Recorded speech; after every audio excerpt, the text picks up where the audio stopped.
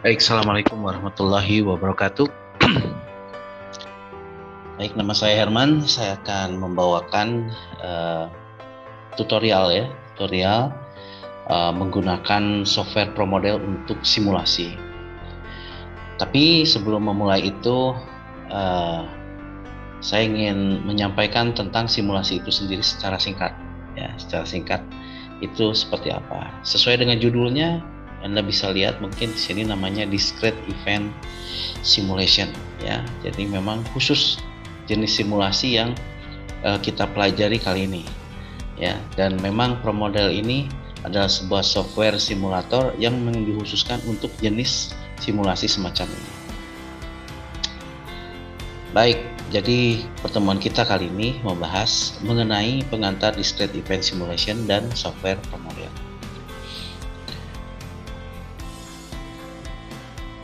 Nah, sebagai katakanlah disclaimer ya untuk video tutorial kali ini. Pertama, bahan ajar ini yang saya sampaikan adalah dipergunakan untuk tutorial menggunakan software ProModel ya, yang tujuannya adalah mendukung perkuliahan simulasi sistem. Jadi sebetulnya untuk mempelajari simulasi sistem tetap ya Anda ikut perkuliahan itu ya, Anda mengetahui secara lengkap, secara teoritis maupun prakteknya. Ini tutorial video ini hanya untuk mendukung itu saja. Juga harap diperhatikan prasyarat mempelajari tutorial ini, yaitu pertama memahami teori simulasi, terutama simulasi kejadian discrete atau kata lainnya discrete event simulation ya, discrete event simulation.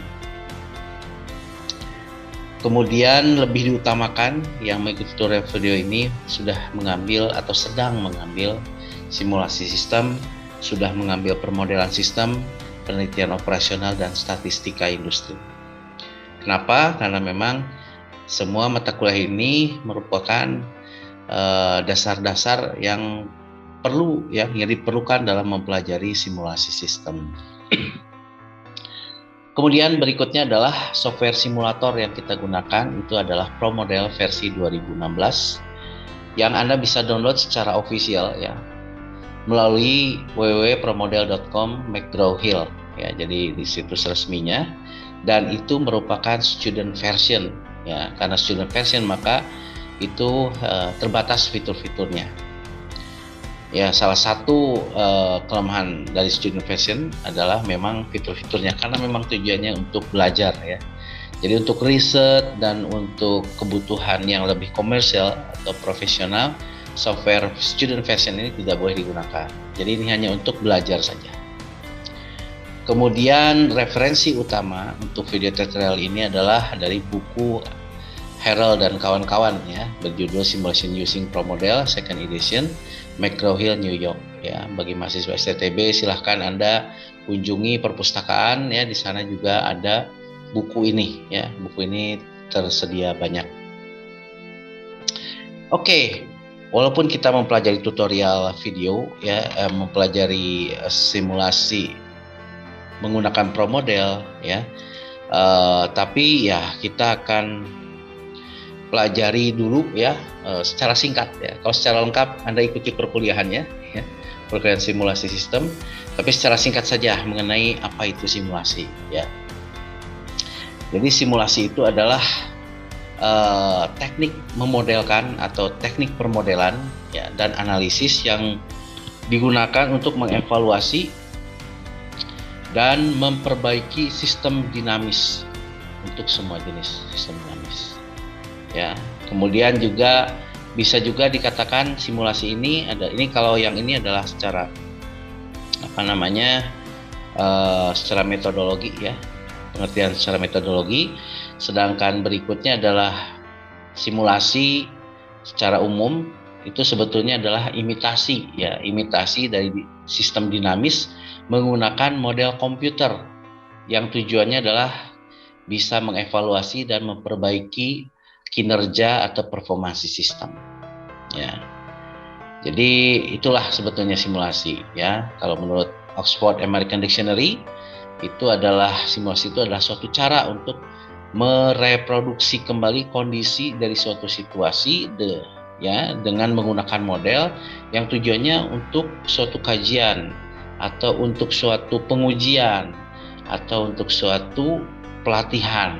Ya, kalau Anda lihat tuh, kalau calon pilot itu kan harus bisa mereka harus mempelajari simulator simulator pesawat terbangnya. Nah, itu juga Anda bisa lihat analoginya seperti itu. Ini sama saja, cuman kita menghadapi simulasi, menghadapi suatu sistem. Oke, ini adalah alasan kenapa kita menggunakan simulasi. Ini banyak. Alasan menggunakan simulasi itu pertama, kalau kita menghadapi masalah,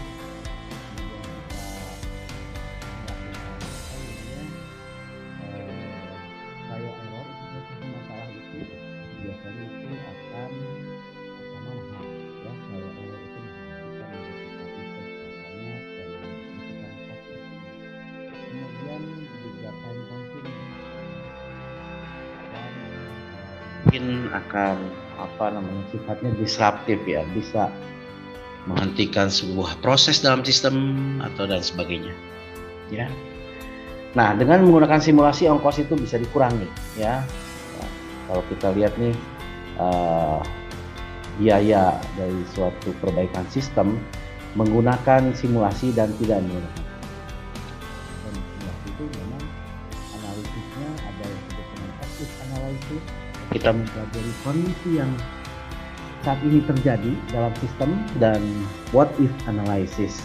Dan kita mencoba bagaimana kalau kita rubah seperti ini, seperti itu, ya. Dalam simulasi itu ada seperti itu, dan kita bisa memangkas, ya, ongkos-ongkos akibat ada trial and error, ya. Oke.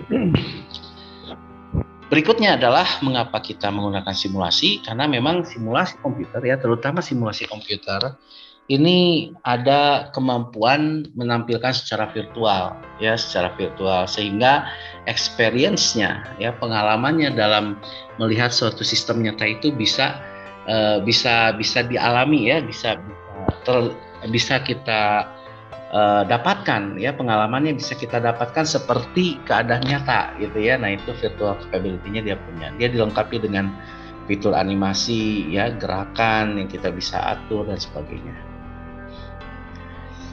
Nah, bagaimana kita melakukan simulasi, ya? Kita melakukan simulasi itu pertama, ya, ini mungkin makanya saya sebutkan di awal, kita harus mempelajari dulu permodelan sistem. Ya, jadi kita simulasi itu berangkat dari sistem, ya. Mungkin di kuliah permodelan kita tahu yang namanya sistem adalah problem under study, ya, masalah yang kita pelajari. Di dalamnya ada komponen-komponen, ya. Ada komponen-komponen yang saling berinteraksi satu sama lain untuk mendapatkan suatu kinerja tertentu. Nah, di dalam sistem ini, ya, sistem ini ada masalah yang harus kita pecahkan. Nah, analis kemudian melihat masalah itu dan membuatlah sebuah model, dan model ini kita pecahkan dengan simulasi komputer. Nah, kira-kira singkatnya seperti ini, ya. Saya katakan dari tadi, mungkin kita harus bahasnya di sini secara singkat karena kita tujuannya sebagai tutorial untuk softwarenya. Nah, langkah-langkah simulasi itu sama dengan langkah-langkah dalam scientific method, ya, dalam metode ilmiah. Jadi kita memulai dengan melihat masalah, kemudian kita harus memformulasikan hipotesis, ya, memformulasikan hipotesis, suatu dugaan. Kemudian dugaan ini harus kita uji, kan, dengan merancang eksperimen. Nah, eksperimennya itu dengan menggunakan simulasi. Nah, pertama dalam merancang simulasi kita harus membangun dulu model simulasinya, ya, model simulasinya yang ditangkap dari permasalahan yang ada di suatu sistem. Kemudian kita lakukan eksperimen simulasinya, lalu kita lihat apakah hipotesisnya benar atau tidak benar, ya. Seperti itu, ya. Kalau tidak benar, ya, kita memformulasikan hipotesis yang baru. Kalau benar, berarti sudah selesai, bahwa hipotesis itu sudah terbukti. Jadi memang dia mengikuti kaidah metode ilmiah, ya, scientific method.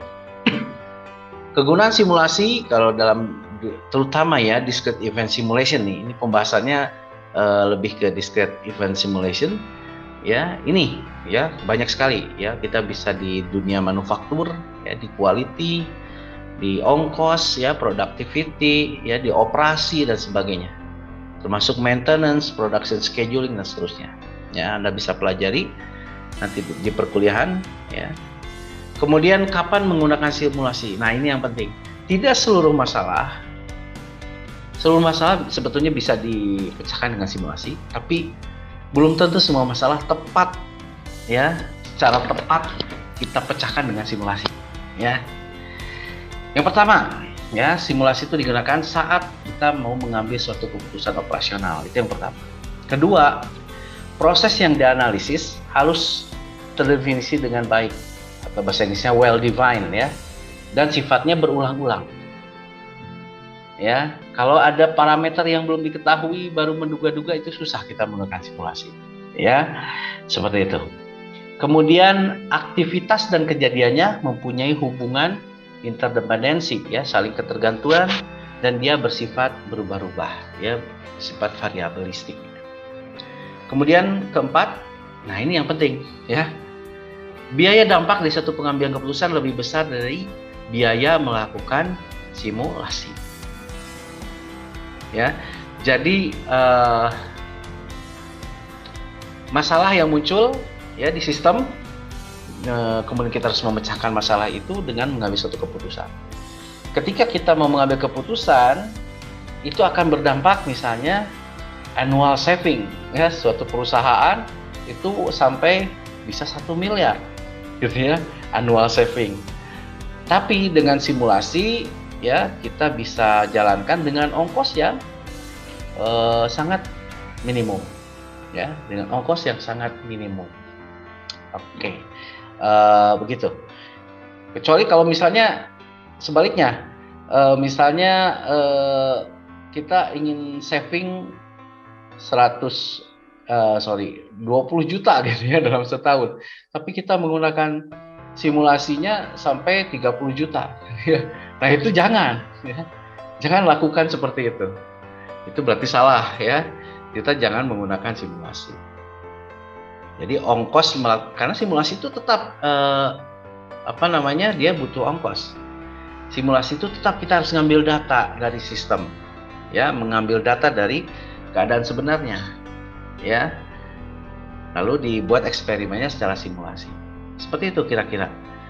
Dan terakhir adalah biaya eksperimen dan sistem aktual itu lebih besar dari biaya simulasinya, ya. Nah, ini yang penting. Sebetulnya biaya eksperimen dengan menggunakan sistem yang nyata, sistem aktual, itu bagaimanapun itu lebih baik daripada simulasi, ya, lebih baik dari simulasi. Simulasi itu mengenerate kejadiannya itu dengan menggunakan komputer, ya, sedangkan di eksperimen dunia nyata kita langsung kondisikan kan eksperimennya secara nyata. Tetap kondisi eksperimen dunia nyata itu lebih baik daripada simulasi. Tapi lagi-lagi, kalau misalnya biaya eksperimennya sangat besar, ya, alasan yang pertama tadi, kemudian biaya simulasinya jauh lebih, ongkosnya lebih kecil, maka kita menggunakan simulasi. Tapi kalau sebaliknya, gimana? Biaya eksperimennya lebih rendah daripada biaya simulasi, ya bagus biaya eksperimen. Ya, kita melakukan eksperimen, maksudnya eksperimen dunia nyata. Jangan melakukan simulasi, karena itu yang lebih baik, ya, seperti itu.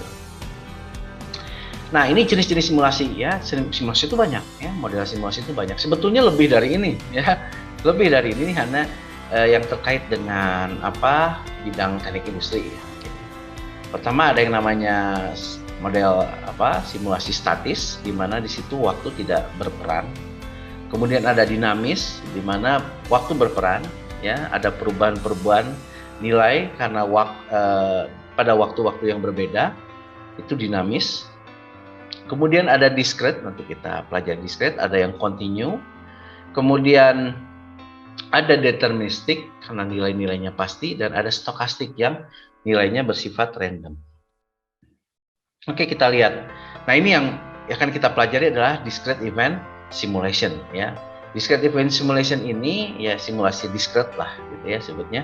Simulasi yang merepresentasikan model sistem di mana perubahan variabel terjadi pada titik-titik waktu yang terpisah. Ini contohnya nih, jumlah customer dalam restoran ya misalnya, atau nasabah yang datang ke bank ya, nasabah yang datang ke bank. Ya, kita mulai misalnya ada kedatangan pengunjung restoran ya di suatu waktu, maka sistem ini akan memuat satu customer ya, satu pengunjung. Kemudian dia pesan, dia makan ya sampai suatu waktu ya, keadaan restoran itu hanya terdiri dari satu customer. Kemudian muncul customer yang kedua. Ya, customer yang pertama makannya belum selesai.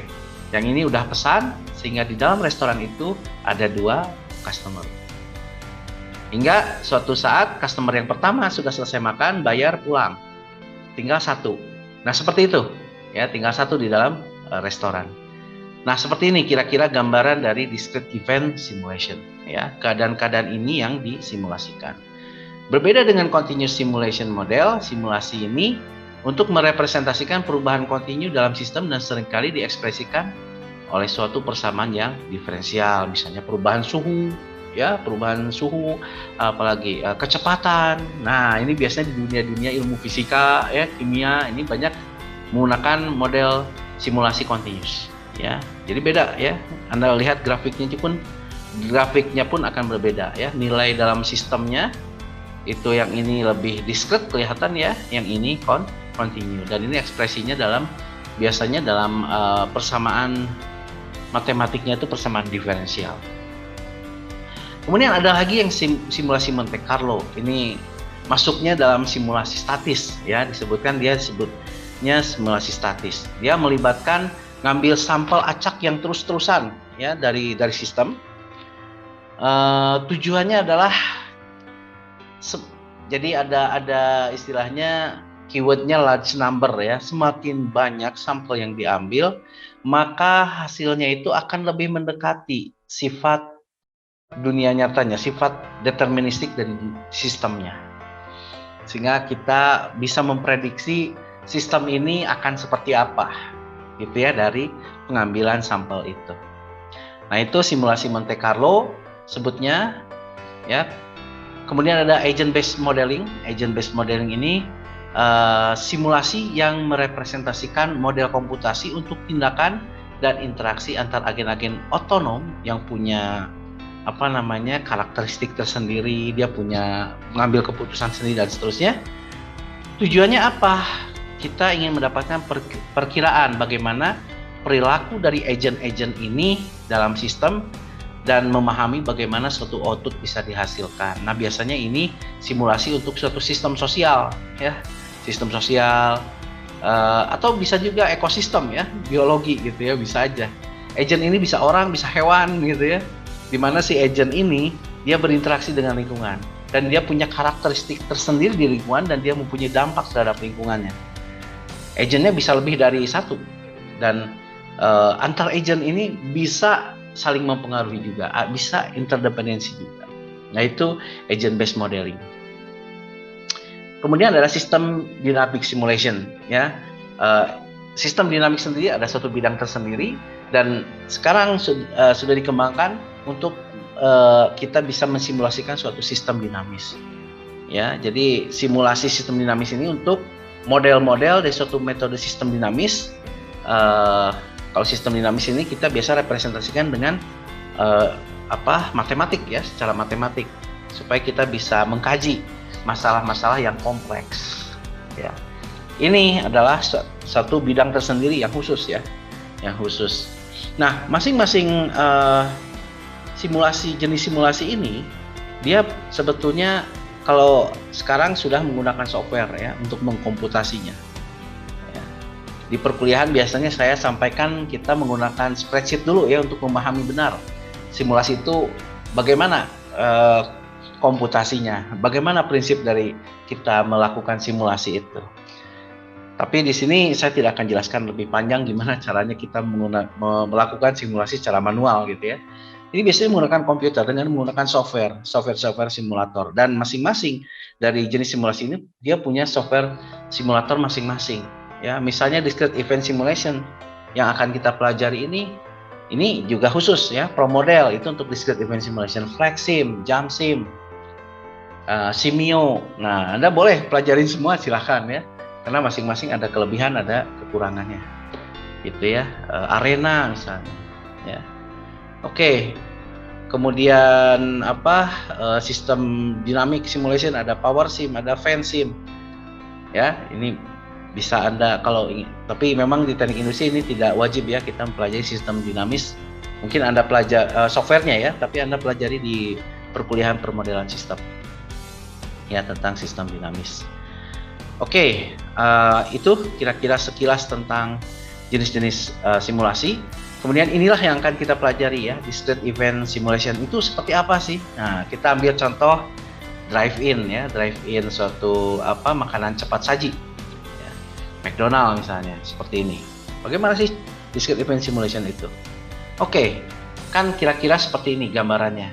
Ya, ada mobil datang, kemudian ke area McDonald tadi ya, ke area McDonald, kemudian masuk ke dalam suatu antrian. Ya, satu antrian, kemudian dia masuk ke pelayanan untuk pemesanan makanannya. Ya, pemesanan makanannya. Setelah pesan makanan dia pergi. Nah, dalam suatu sistem ini ya, kita bisa tinjau ada beberapa elemen ya, kedatangan ya, arrival, ada antrian, ada pelayanan dan keberangkatan di sana. Anda lihat di sini yang muncul kejadian acaknya adalah ada dua di sini. Satu, kedatangan, ya kan? Ini kedatangan. Acak itu artinya satu mobil ini tidak tergantung sama mobil sebelumnya gitu. Dia datang acak aja, kapan aja dan siapa saja gitu yang datang. Ini acak pertama. Yang kedua adalah pelayanan. Karena pelayanan itu mungkin pelayan yang berbeda, bisa ya, standarnya nggak sama, nggak bisa deterministik. Orang yang melayani bukan robot gitu ya. Dan pemesanannya bisa berbeda-beda kan. Ya, mungkin ini paket 1, ini paket 2 gitu ya. Jadi kejadian acaknya itu ada di dua titik ini ya. Ini akan berdistribusi inter-arrival time-nya, waktu antar kedatangannya di sini akan berdistribusi, service time-nya di sini juga akan berdistribusi. Itulah yang menyebabkan di sini ada antrian, ya, sehingga si sistem antrian ini ya akan lihat performansinya di sini kan nantinya, ya di antrian ini berapa banyak mobil, berapa lama pelayanan dan seterusnya, berapa lama mobil ini berada dalam sistem ini kan dan seterusnya. Nah, simulasi itu akan mengambil data ini ya, data random di sini di dua titik ini. Ini sistem yang mempunyai dua stream sebutnya. Ya, satu stream itu mewakili kejadian random. Jadi kalau dalam satu sistem terjadi dua stream, berarti ada dua titik munculnya kejadian random. Ya. Nah, dalam simulasi kita harus bisa menebak ini berapa stream, karena disitulah kita harus mengambil data, ya, karena disitulah terjadi kejadian random. Nah, setelah kita mengambil kejadian random, ya, data dari titik kejadian random, lalu data ini kita periksa distribusinya itu, distribusi probabilitasnya itu seperti apa. Oleh karena itu Anda harus mempelajari distribusi statistik kan, apakah dia bersifat distribusi normal, apakah dia bersifat apalagi eksponensial dan seterusnya. Nah, kemudian data ini kita ketemu ya distribusinya apa. Distribusinya apa ini masukkan ke dalam software. Kemudian logika kedatangan, kepergian daripada atau interaksi antar elemen dalam sistem ini kita juga masukkan ke dalam software simulator. Ya. Lalu kita run. Ya, kita run simulasi, ketemulah hasilnya. Bagaimanakah kita hanya memasukkan distribusi probabilitas lalu dan memasukkan sistem ini ke dalam simulasi, kemudian simulator bisa melakukan simulasi? Di sini ada ciri khas dari simulator adalah dia bisa membangkitkan bilangan acak. Jadi nanti si simulatornya akan membangkitkan bilangan acak di dua stream ini. Kalau sistemnya seperti ini, dia bangkitkan, dia generate ya dengan metode yang sudah diinput sebelumnya dalam simulator ya oleh programmernya gitu ya, dan dia akan merunning karena kejadian randomnya itu dia sudah generate. Nah kira-kira seperti itu. Itu sebenarnya how it works ya. Suatu simulator bekerja ya dalam mengerjakan suatu simulasi sistem. Oke, seperti itu kira-kira pengantar dari discrete event simulation. Kita akan lanjutkan ke pengenalan pro model.